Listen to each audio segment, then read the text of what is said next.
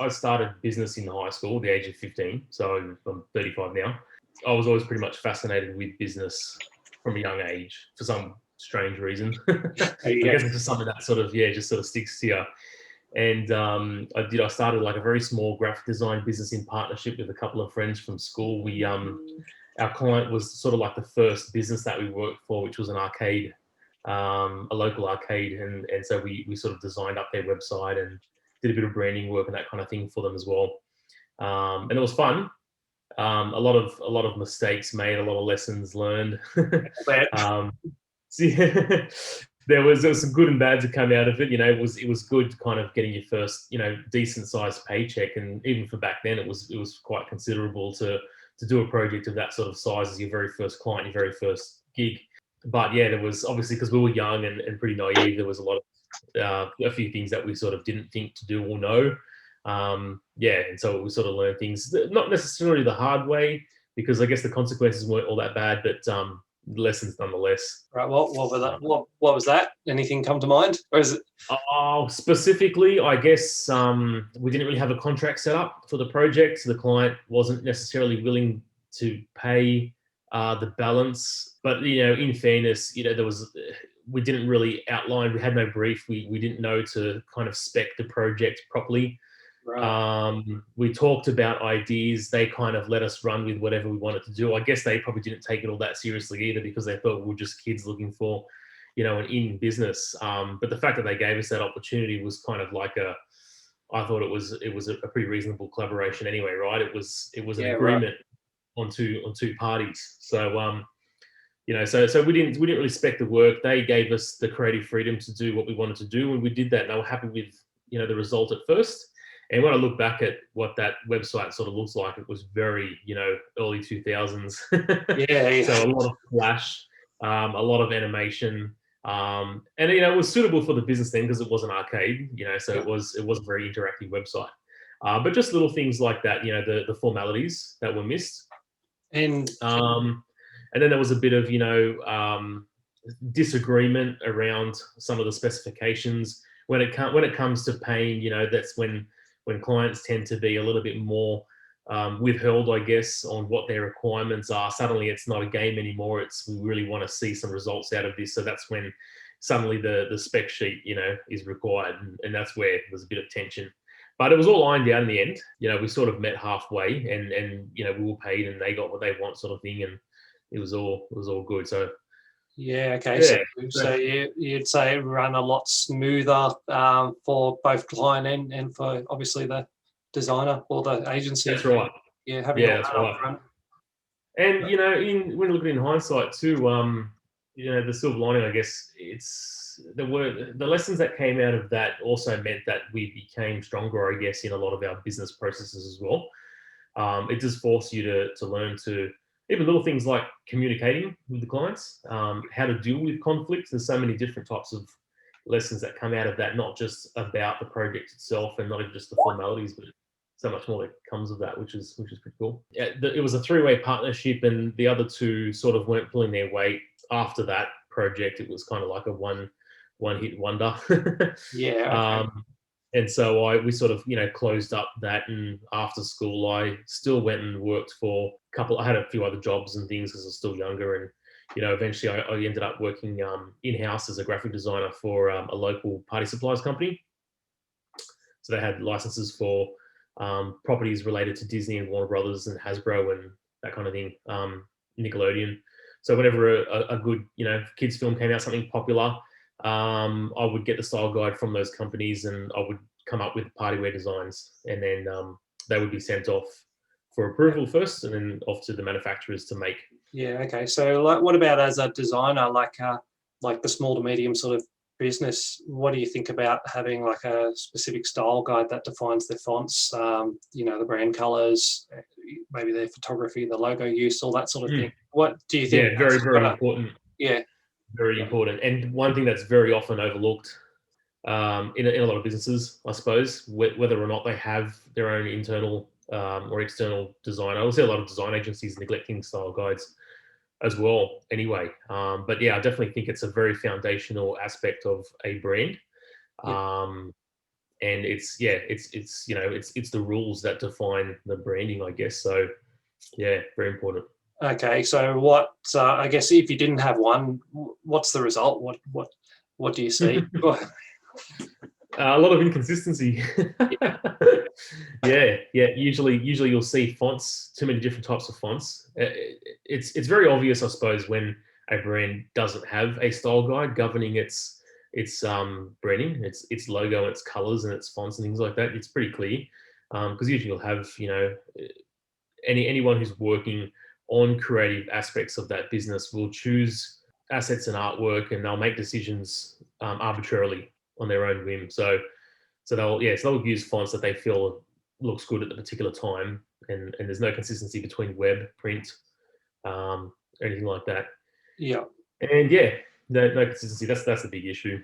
Okay, so do you think that has an impact on how their customers or clients perceive their brand or perceive what sort of business they are? Yeah, I think subconsciously, definitely, yeah, because I think the recognizable companies, the ones that we all know, will have the style guide, they'll have the consistency across all their different marketing channels. And they will see that it's I suppose just that initial recognition of that particular brand is made up not just of their logo, but of their other aspects of their branding. So yeah, so the colors and the fonts, even just the positioning of certain elements related to the branding, like the headers and any other assets that artwork that aren't necessarily related to the iconography or the logo, for example. When there's consistency, you can kind of see that there's a certain value to that brand. They've made the effort to build a style guide and to keep it consistent across the marketing channels. And I think you can kind of see it as a bit more of a prestige versus the other amateur, I guess, impression that you get from businesses that don't. As a photographer, I often come in and I help them with their photos for their website. And generally that's the time that they're redesigning a website. And I think everything starts out well, but gradually over time, there's different styles of photos coming in. Like you said, different fonts on the website. We see quite a lot of that. And I guess, do you think that's because generally they don't have a style guide, or maybe they're not following it? Yeah, a bit of both, really. It's quite interesting how often you do see that there are style guides that aren't being followed, I suppose, because I guess that's the bane of marketing. It's always about getting the job done fast, trying to get some preconceived notion of results coming through, even though they're usually not backed by, often they're not backed by data or by any sort of planning or strategy. That's just, there are so many different scenarios where a style guide either doesn't exist or isn't being followed, whereby, some of those examples being that, someone in graphics, someone in design, someone in marketing's been employed and replaced constantly, I guess. Yeah. And so they're in a mission to achieve some sort of goal, some sort of objective quickly. Maybe they're just too lazy. They don't want to follow the style guide, or they don't agree with it. They want to follow their own styles. They want to change the style guide. Maybe the style guide's been dated. There is quite a few different scenarios where, they're just, it's not happening. Yeah. I mean, I think from my perspective, what tends to happen is they, a new product comes on, and perhaps they don't have an image, or they don't have a professional image, but they've got these images from a manufacturer or someone else. So we'll just use that for now. And it tends to just, it's a Band-Aid sort of job. And, they might go in with good intentions, but they never get around to sort of up to fixing that until they fully redesign the website. That's right. And time flies, and you do that a couple more times, and before you know it, a year's passed and your whole brand has changed. Yeah. It doesn't take much at all. What area are you most focused on right now? So now, so we kind of, I guess I pivoted more towards web. I sort of started in web, and I went a bit into graphics, and I pivoted more into web, and specifically e-commerce and digital marketing, which is very different to the design work, but it was probably a little bit more where my expertise were placed to begin with. I think web was just always the interest for me. So whether it was design or technical or whatever, it kind of fell into place eventually. And so I kind of almost exclusively now work with Australian B2Bs, somewhere in the range of over $20 million turnover per year, specifically established businesses or very sort of well-aged businesses that have a very strong traditional sales approach. Their traditional sales channels are quite strong, but they've struggled with the digital transformation. So that's where I found the niche for Spyre Digital, because digital agencies are almost pretty much everywhere now. They hop onto whatever buzz trend is going on at a particular time. And so I found, as a way to separate myself from the rest, that's the area that I found to be the niche, my target market. Yeah, okay. Yeah, I do find there's a lot of agencies out there that pretty much do anything that comes in the door. Yeah. What sort of, what have you found by specializing? How's that helped you? Yeah, well, look, I started off that way. And in fairness, I think a lot do, because they have no choice. It's very expensive to run a digital agency. So you find yourself just unfortunately taking on everything that you possibly can, because you feel you have to pay the bills. And often over time that works against you, because you're not actually paying the bills when you take on everything that you can. You run into cash flow issues when you have all sorts of different types of clients. If you don't define your target market very well, you'll have problems with operational issues and expenses and things like that build up, that tend to destroy the business. And I think I think speculatively that's a lot of the reason why so many digital agencies start and close the doors as well, or they grow very big very quickly. They bring on a huge amount of operational expense, and then they end up folding because it's the income doesn't quite back it up. So what I found, which is great about targeting this sort of niche, is that I don't need to build out a big team. That's probably the key thing. I don't need the overheads. I don't need the huge amount of costs, and I can work closely with these businesses. They tend to be quite respectful and understanding of the digital era, I guess, the requirements to change and adapt towards digital, because they've got big businesses. They are willing to take the next step. They're not just sort of throwing crap at the wall and seeing what sticks. They're not startups. They don't have that kind of erratic, happy-go-lucky type approach to business. So you can almost build out your rapport and your relationship with them from the beginning. And so long as you're providing good communication, working towards building the relationship, and obviously results, they pretty much stick around for years. And I've found that to be the case so far. Okay. So that must be helpful for them, I guess, because then you can really understand their business, I'm assuming. Yeah, exactly. Yeah. Yeah, and that is exactly what it is. It cuts a lot of the fat out of having a big agency with a lot of clients. You get to know the client so much better. You get to spend more time with them. They appreciate that, because, I mean, in all honesty, these are businesses that sort of are looking for a resource that's almost within their own office, an extension to their marketing team or employee, pretty much. You kind of have to operate in a way that you are an extension to their business. So, agencies with hundreds of small businesses under their belt can't really provide that sort of approach, regardless of how many account managers they have on. I've never seen it work, even if it does for a little while. Yeah, So I know the find feeling. that, I mean, yeah, I've worked with agencies for some of my digital advertising before, but what I found is that they don't always understand the business. So although they could do possibly, I'm sure they've got the skills, but it's just because they're working with so many different clients, it's hard for them to really give that attention to one business and really get into that and understand it. most definitely. Yep, definitely. They don't have the time for it. And I mean, to be honest, yeah, that is probably the bane of an agency as well. They have to be across so many different types of industries and so many different businesses within those industries.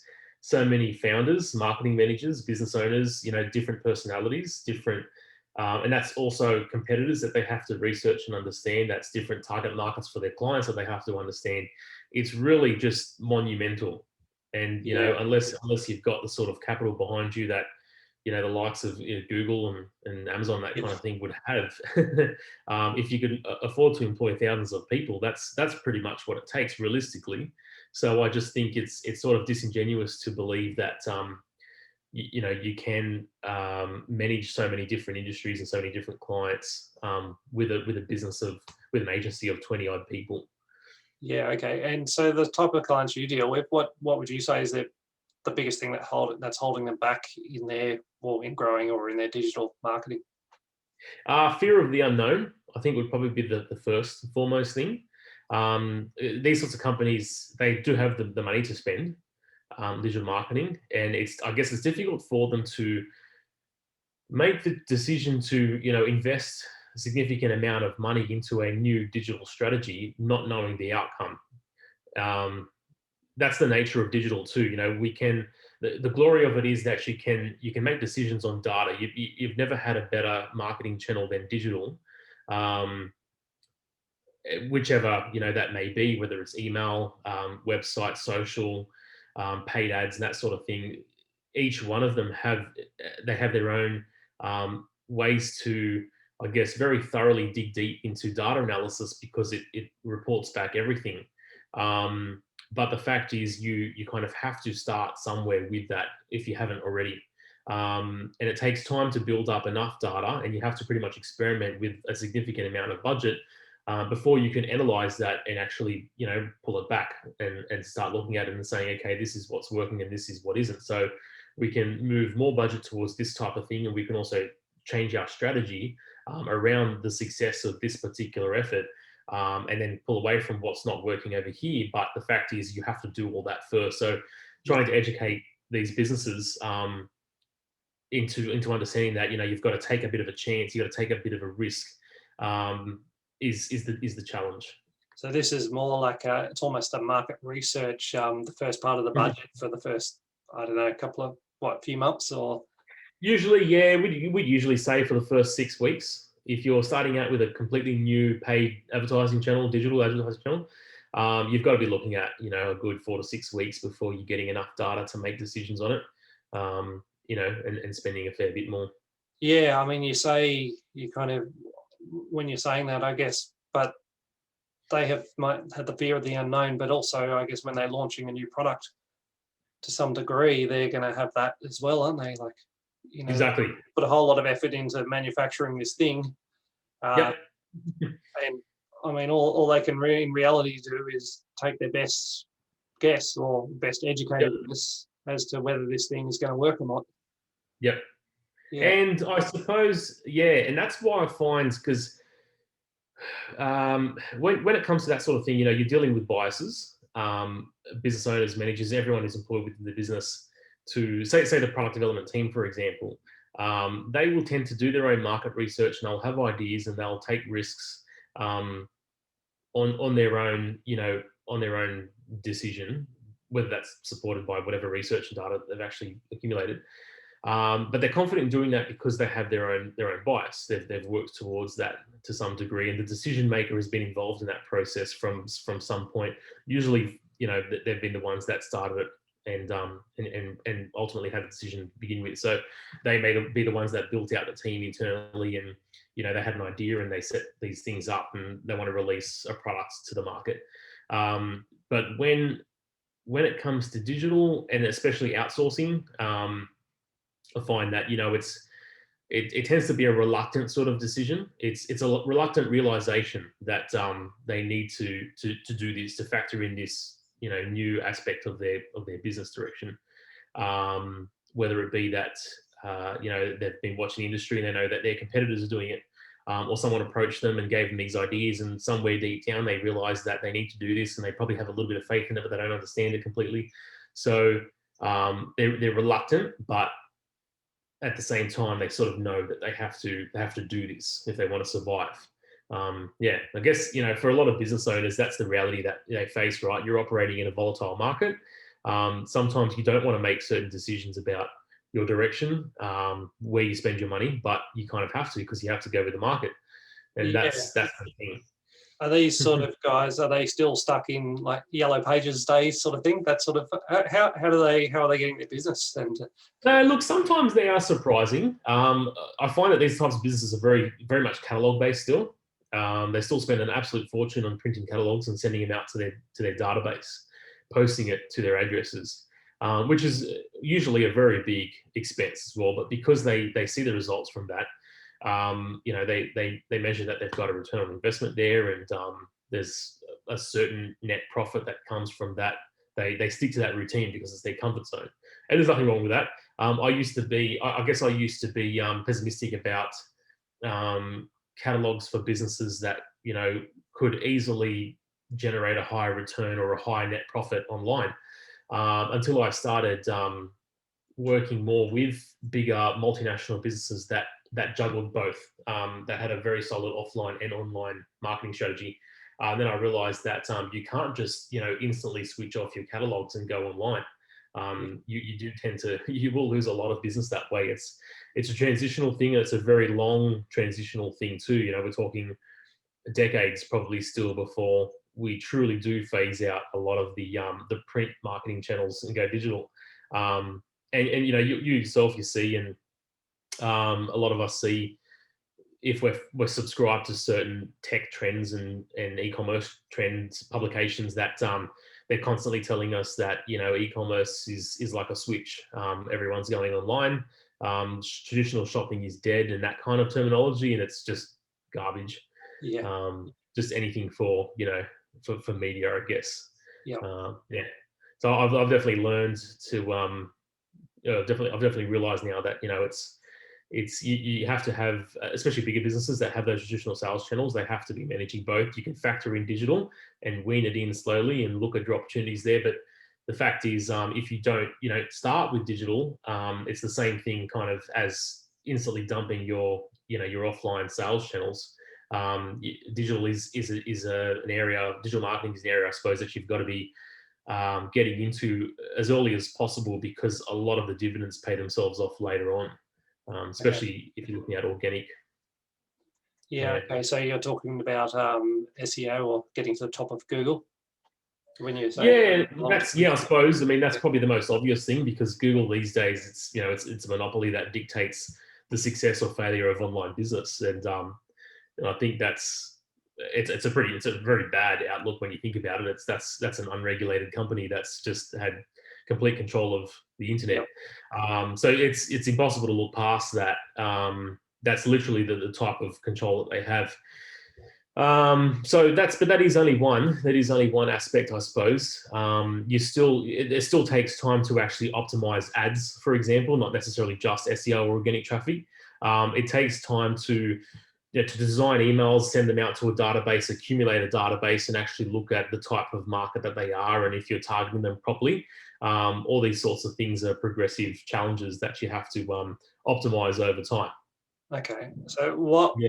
for a company that doesn't do much of the digital side of things, what would be the first thing, or what have you seen success in? Company that doesn't do too much digital, but they have an online presence, you mean? Yeah, maybe they've got a website. Maybe they send out the very occasional newsletter or a few emails here and there, but they don't do a whole lot else. I don't know, is that a common scenario, or is that something that you see? Yeah, definitely. Yeah, very, very common. Yeah, because those usually are the easiest to start. So I see a lot of small businesses, mostly in the small business space, you see a lot that start up, and they'll tell themselves that they don't need a website initially. And then after a couple of months, they need a website. It starts with the competitors. You watch the competitors, you see what they're doing, and, you know, they're on social media and they've got great photos, or they've got a lot of activity, and customers are there and they're getting attention. You kind of get that FOMO, that fear of missing out effect. You look at your competitors like they're celebrities, and you want in on that space. So you start to mimic what they're doing, and it usually starts with setting up your social accounts and posting some things up and setting up a website. But then often, you know, you won't have a content strategy, so you won't post often enough. Your website, you know, you'll throw up some products or services on there, and you'll neglect it for the next 6 months. Or you'll go offshore with some blog articles. That's probably, you know, 90% small business behavior. Actually, often medium enterprise as well. So I guess, you know, that is where the problem lies, because, you know, they set themselves up, but they haven't quite built out the foundation properly. And usually it just takes a little bit of a commitment towards a certain small investment of time to update content, to make sure that you are adapting to some of the trends, some digital marketing trends, and being a part of those. And then it comes down to, you know, what's the affordability? If it's a small business that can't really budget much, you should definitely be focusing on your SEO, organic traffic acquisition. And if you have got a big budget, you could be looking at juggling both, or putting more into paid advertising, or even hiring resources that can help you with content and marketing in general. Yeah, okay. And what's the impact of the lack of consistency? So missed opportunity Yeah. is the biggest issue. Like I was saying before, when time flies, you know, and you start falling into a routine with business, you start working inside the business rather than on it. Time disappears, and then you miss out on those opportunities. And a lot of the best results and a lot of the best digital marketing channels and strategies rely on some consistency. It doesn't even have to be a huge amount of financial investment or a significant amount of time, but it's kind of like going to the gym, or having an exercise routine where you're not seeing the results unless you put the consistency in. Yeah, yeah. It might take, a couple of months of continuous effort. But I mean, if you miss the odd article post here and there, or blog here and there, it's not going to make a huge negative impact. But just that continual, small, gradual, incremental sort of progress. Well, for whatever you can actually manage, because often you can manage more than you do. People just tend to, like I said, you fall into the trap working inside the business, and after a while you become exhausted, or you don't know what to do. But all of it comes down to a lack of planning, really. You might say, reassess how your time is after the first month of operating. If it's a new business or if it's a consistent business, you've always got something there to measure. You can say, look, this is my consistent sort of day, and this is my lifestyle. I've got this amount of time spent on work, this amount of time spent on personal things, whether it be family, hobbies, that kind of thing. And then there's this block of time here that I'll either sleep extra, or I'll watch TV, or I'll do something that's, that I could put more into. And that's not to say that those things are unimportant. Binge on next. Yeah. But I often see I see people, they sort of burn a lot of time just doing things inefficiently, or lazily, where it could be spent with a plan on your business and on your, your digital marketing. So if they were doing, if they were putting some content out on a regular basis, what sort of effort, like daily sort of effort or weekly effort, which you need to put into that to make that start working? Look, this is one of those how long is a piece of string sort of questions. But I know that you need to sort of have a gauge of somewhere. So what I usually recommend doing in this type of situation, right, because there are big businesses that see success out of very minimal effort, or perceived minimal effort, and a lot of small businesses that put in a huge amount of content and updates, and they get nowhere with it.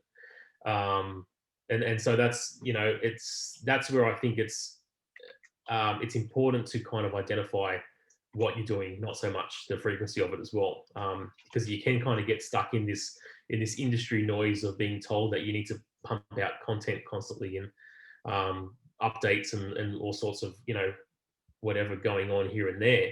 But it is important that what you're posting is good.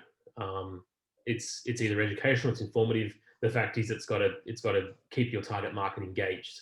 And you've got to know how to actually do that, right? So initially, when you're planning, you've got to understand your target market, and you'll usually do that through competitor analysis and market research and surveying and that kind of thing, so that you can make sure you're delivering the right content that's going to keep them engaged, because you don't want to be spending hours and hours creating useless content, or content that's not absorbed by your target market. You want to spend as little time as possible getting the most amount of value out of it. So what I find the solution to that is pick up a tool a little bit like SEMrush, which is it's an SEO tool, but it provides a whole wealth of other information, not to mention things like Google Analytics, obviously, to track what competitors are doing. Have a look at their content strategy, their activity, and their market, and get some ideas from it. And you don't necessarily have to copy, but it's what big businesses do anyway. And I guess they'll also tell you that copying competitors is kind of silly, or is wrong, and it makes you look unoriginal and not creative and that kind of thing. but you're not necessarily copying. Everyone looks at each other for inspiration, and you Yeah. see what works. That's I guess the one positive thing about the market system that we work in. One of the positives, and the ability to actually see all of this sort of activity, the visibility that you have over competitors, is to be able to gather that sort of data and see what works, and apply what you can. Okay. What about paid sort of? Are you in on Mm. the paid side of things, the paid search or Yeah. click? Yeah, so we don't use too many different types of paid channels. Pretty much just Facebook, Instagram, and Google Ads. And with Google Ads, we have display campaigns, shopping campaigns, and search campaigns, that kind of thing. We don't really see much of a need to be across others unless it's really industry specific. Like if it were a LinkedIn service based business, that could work well on LinkedIn, for example. Otherwise, yeah, there really is no need. I've sort of found that while Google is kind of like where the internet audience is, they are also expensive to advertise with, especially if you're not advertising right, if you haven't optimized your campaigns properly.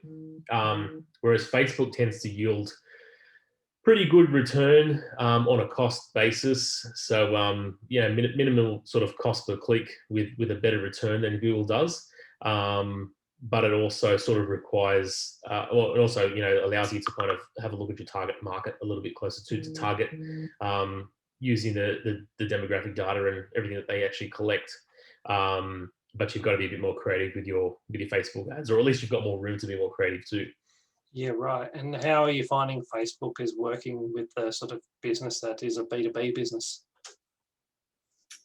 Actually, surprisingly better than I expected. I experimented with probably a couple of unlikely safety supplies type companies more recently. The types of products that you wouldn't think would do quite well on Facebook, and they actually did. Yeah. And I suppose probably because the space wasn't saturated either, I found that we're getting good returns with fairly minimal cost. I suppose because with so many different types of users on Facebook, you're still going to have a lot of your buyers on there in that market. So even if they see an ad, or if an ad's being retargeted to them from after browsing the site internally, within offices and that kind of thing, those businesses, it still has been very effective in selling products for those types of businesses. Really good. Okay. Mm. So is there, I guess, what's the sort of general process when a company comes to you, and do they come to you with a problem, or just we want a new website, or how's it, what happens? It's a good question, I suppose. It's usually always the same sort of story. They'll come to me having exhausted, I suppose, their tolerance with a previous web agency. And the complaint's usually always the same. They sort of start out good, and their previous provider would start out good, and eventually they want to charge them too much, or they're not hearing from them often enough. They're not getting the same sort of service that they originally got, which is it's a very common complaint in service-based businesses. So they'll usually come to me. Sorry. I was going to say, why do you think that is? For the reasons that we spoke about earlier, I guess. Everyone wants to onboard. Yeah. Yeah. You've got to pay your bills, right? So you've got to get the client on board as fast as possible. And once you've secured them, you become a little bit more confident. You can take a step back and relax and move on to the next business opportunity, the next acquisition opportunity. So you pass on that client to some of your team, and they're obviously not incentivized to look after that client the way you initially wanted to, with getting them on board. Yeah. They just now have to churn out the work, I guess. So and it becomes tiresome, I guess, because that's a matter of collecting information, talking to the client, spending time understanding their business needs. The team within an agency, they're creative, they've got certain skill set, but understanding the business is often not part of what they're interested in doing. Yeah. So they look to kind of stall that process, or keep it as trimmed as possible. And so they don't often get a thorough understanding of the business. And I guess the funny sort of thing is too, I found that kind of works. That's kind of an issue that works both ways, because having recognized that as being a common complaint against digital marketing agencies, I've tried to make the effort to go overboard with understanding the client's business. Often wanting to go to the office, spend a lot of time with them and meet the staff, listen to the calls, the customer calls, to understand who their target market is, get some product training from them. And this is all sort of exhausting, um, requirements on that client as well. They're not looking to do all that. It's like a training, trying to onboard, a new employee. They don't want to do all that. They're outsourcing that particular job to you so that you don't have to do that. But it's absolutely necessary as well, because if you don't start again with that foundation, that initial foundation of understanding exactly who the client is, what their needs are, and who their target market is, then you're not going to be able to deliver the results that they want. Yeah. Okay. So they've come to you. They're sick of their old agency. They're looking for a fresh perspective or a change. Then what happens? Yeah. So I'll initially have a look at what they've got. I'll ask them to send me, all of the logins, all access to everything that I'll be working on. And I'll tell them that, I'll come back to them probably after the first week. I'll just analyze everything. Most of the time they will have their websites plugged into analytics and some of the tracking programs, and I'll be able to see things like the types of inquiries that have come through. They're often stored in the back end, all the types of orders, the types of products that have been selling, and average order value, and things that I need to know to understand enough of the business to be able to take them on board. And then from there, I'll pretty much, discuss what their expectations are, and translate that into some sort of a retainer that will factor in different aspects of what we do to achieve those goals. Yeah. And often it works quite smoothly initially. They take on board the ideas. I'll often have free reign to kind of make suggestions and experiment with certain things and to get them going.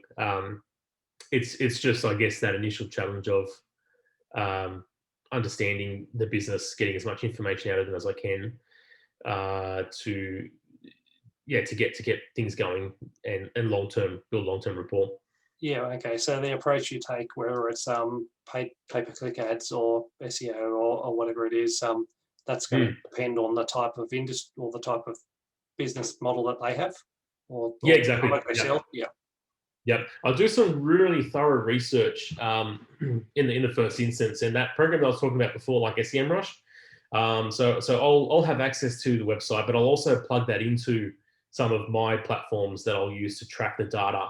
And so I usually won't give them a quote until I have a good understanding of what's required.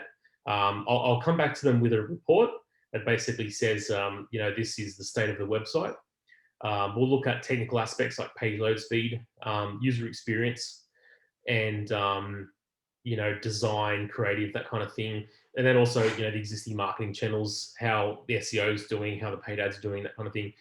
And then, that's when I'll talk to them about what their objective is and see what sort of, changes need to be made. Ideally, I try to operate within the existing marketing spend that they have, if they have actually outlined one. Often that's not the case. They're just sort of building their digital marketing budget as they go. So I'll just, write up the proposal and pitch that to them as a monthly retainer. And we'll either go back and forward and make some changes if necessary. But often the retainer includes multiple initiatives, I suppose you could say, which includes things like SEO, social media, content strategy, paid advertising, web development, which is a big part of it too, that's often overlooked, and design if necessary, all sort of comes together. Yeah. Okay. So what sort of things do you see on their web development side of things? What sort of issues what's holding their website back from performing well or doing what it's supposed to do, and I guess gather leads or make sales? Yeah. Often what's the case is they haven't built it to suit the user. So user experience aspects, I suppose it's kind of difficult to explain because it all ties together. it's important to understand the way that all of these link together. So things like, your page load speed, and optimizing for user experience impacts SEO, for example, because Google uses user experience as a ranking factor. So if a lot of people are jumping onto the website, perhaps there's a lot of traffic going to a certain page, a certain product or a services page, but they don't ultimately inquire because the page doesn't provide them the information. So they've gotten there through an ad, maybe that's doing really well, or a particular page is ranking really well, but it doesn't convert. And that's because they don't have the confidence for whatever reason to actually convert. Then that's actually going to impact the SEO. That's going to drop the quality score of the ads as well. And it's going to start costing more to run ads for that. Eventually, it just will lose visibility because whatever marketing channel that ad's appearing on, they won't like advertising it anymore because it's just not effective.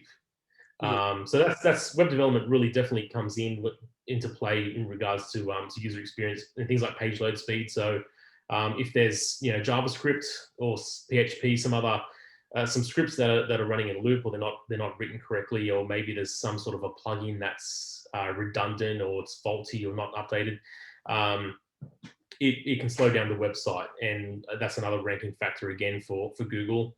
The page load speed, and also for user experience. So when people are browsing and they're not getting to where they want quick enough, they tend to bounce, and people tend to want to move around very quickly, find the information they're looking for very quickly, and then move on. They don't want to spend a lot of time looking for things.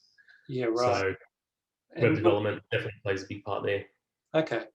And what about the impact of the design and the way the website looks, the photos, the typeface, just the general way the website comes across? What sort of effect does that have on the user? So it's pretty much as important as everything else that you're doing in terms of your digital marketing strategy. They all have to be treated as though they are equally as important as each other.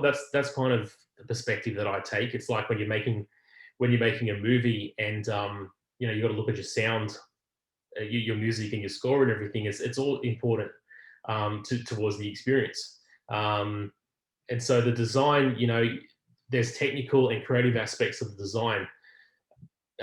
These days, I suppose, say 10, 15 years ago, it was a trend to design flashy, busy looking websites.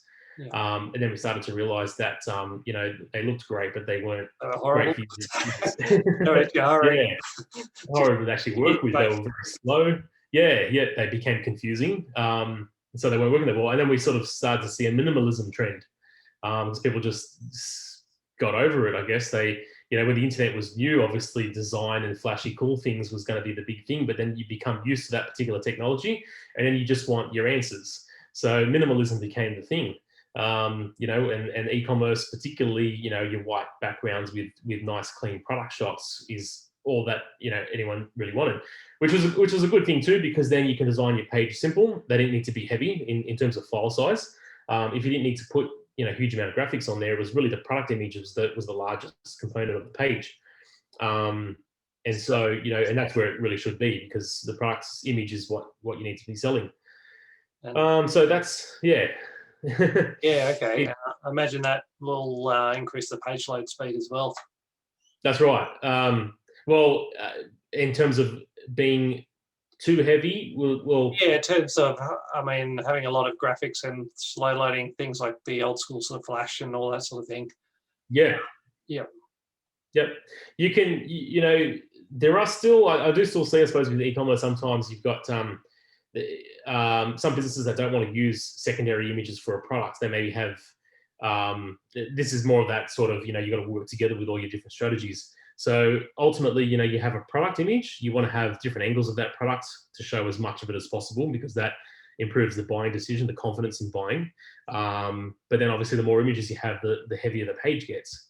So it's always a juggle between, providing as much as you can to the user without weighing down the page too much. And that's where design, that's probably the what would you call it, the strategy when it comes to design decisions these days. It's not so much about making things look cool. It's about juggling the performance with the artwork. And because mobile obviously is emerging more and more, depending on the industry, like I've seen some where, you know, mobile is 90% of a website's users, or still somewhere around the 12%. So it very much depends on the industry. But that's got to be factored in as well. So different screen resolutions and different user experiences across all those different devices. That's where it really matters now. Yeah, okay. So where would be the first place if someone wanted to start on their digital strategy by themselves? Where would be what would be the first thing they should do? By themselves? Yeah, if they were to go start, can they do anything themselves, or is it they need to go? Is it better to go to someone? No, these days it's yeah. I mean, depending on the type of business, depending on where you are starting out. You know, if you're a small business and you're opening up a retail store, for example, or a service-based business, definitely encourage those to be starting out themselves as much as possible. Thankfully, these days we have the technologies to make that process almost free. You know, you've got so many different options, even with e-commerce. You know, you've got Shopify, BigCommerce, or different like WooCommerce, for example, different platforms that are either free or as cheap as $30 a month to set up a store, and quite simple out of the box solutions to allow you to intuitively, you know, set up your own products and services on a website. I remember not so long ago, it was the idea of purchasing a theme was shunned. It was apparently superior to have a custom design website, and so that was more the rhetoric that was coming from the agencies that wanted you to work with them. I've never found, nor have I ever promoted the idea that custom designs are in any way superior to a theme, not in its theoretical sense anyway. You can very much screw up a custom designed website implementation. And you know, you can purchase a poor theme, but you can find a great one that's been developed over a long period of time from a web house that's, you know, has some great development. Usually the ones that are a few years old, where they've got excellent reviews, and you see them responding to the user inquiries and the requests, particularly the functionality requests and that sort of thing. Those themes have been optimized for years. A custom designed website that takes 6 months to build, and usually has, you know, one designer, one front end developer, one back end developer on it. Often it's going to run into a lot of trouble. And you can these days you can do the things, the customizations that you want to do with a custom design, with a theme as well. You can do that. So going back on what you were saying before, you know, if you're a small business starting out with a new website, for example, yeah, it's very, very cheap, very economical, and I would highly recommend that, you know, you take the time that you can to save yourself some money, and look at what options you have to build out the website itself. It also teaches you a lot about what there is. So as the business grows and you might need to either employ someone or outsource some assistance with your digital marketing strategy, you might already have at that point the skill set, at least the foundational skill set, to know what you want, to know your expectations, and also how to monitor, I guess, the people that are working on your digital marketing. Yeah, awesome. So if someone wanted some help with their marketing strategy or their website, where would they get in touch with you, Matt? So if they wanted to, so my website is spyre.com.au. That's SPYRE. Yep. Often on email as well, Matt, MATT, @spyre.com.au. Or across any of the social media channels at Spyre Digital. Cool. Thanks, Matt. No worries. Thank you. Thanks for having me.